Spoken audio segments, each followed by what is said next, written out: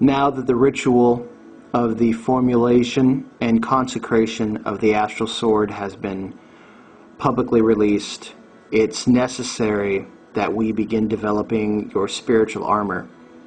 And that's going to be a daily process, and it's going to be one that is going to benefit you on so many levels that I would need volumes of video time to describe them all. But I want to lay out the process for you so that you can start ASAP.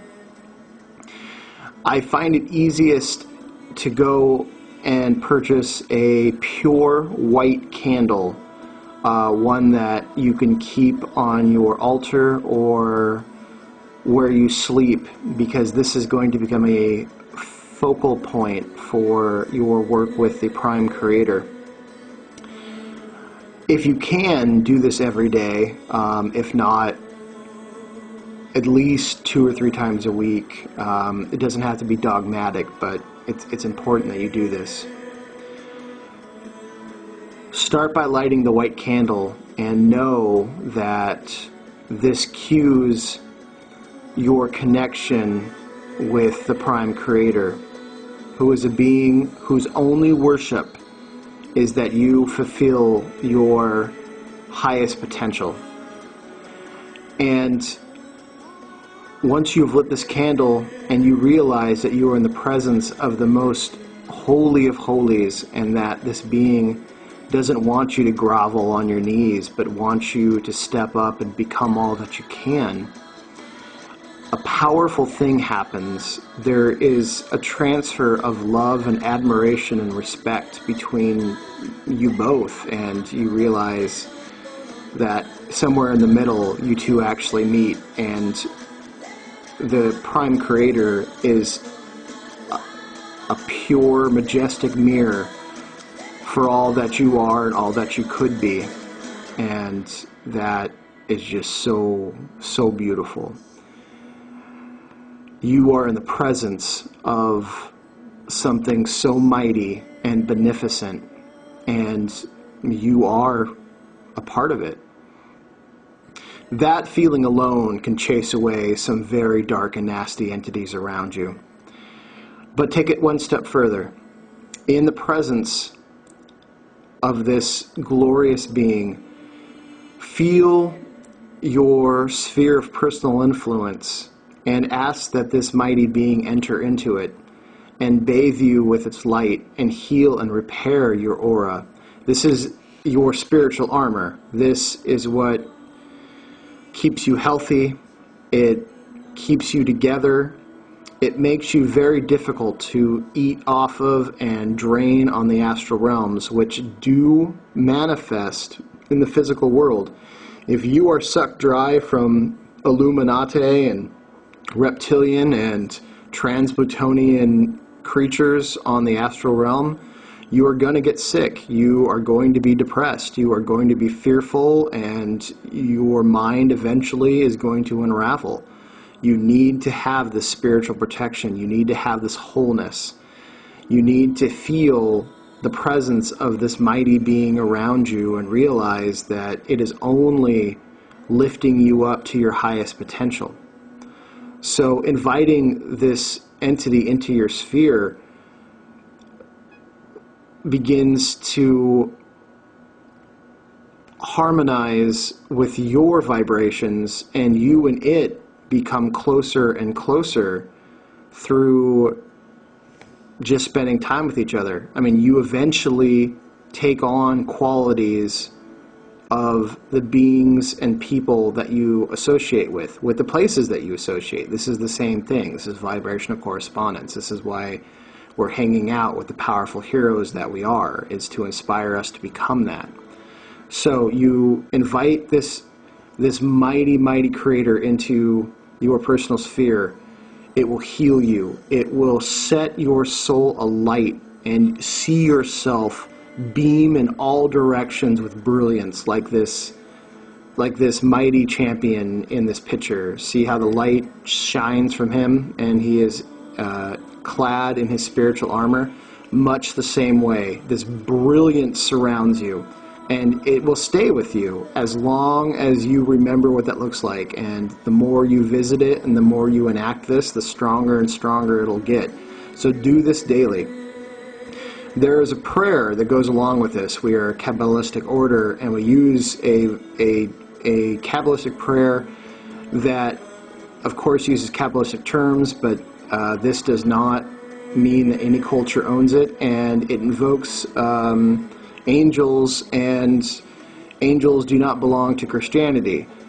Angels are mechanisms of the universe whom the Prime Creator designated certain tasks to do, and these angels love nothing else but to do these tasks. Nothing brings them more joy and more happiness than to serve these tasks and to find ways to be useful. So this is the prayer that you say after you've invoked the Prime Creator, you've healed and invited the Prime Creator into your sphere of personal influence, and you are standing in your shining armor, whatever that looks like, surrounded by a brilliant sphere of light, which is your sphere of personal influence. The prayer goes like this: Be favorable to me, O ye powers of the kingdom divine. May glory and eternity be in my left and right hands, so that I may attain to victory. May pity and justice restore my soul to its original purity. May understanding and wisdom divine conduct me to the imperishable crown.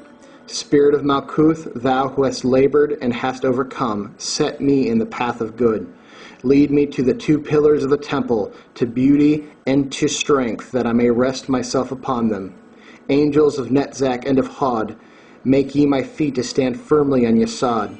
Angel of Gedula, console me. Angel of Geburah, strike if it must be so, but make me stronger, so that I may be worthy of the influence of Tippereth, and I may not shrink in the hour of my trial.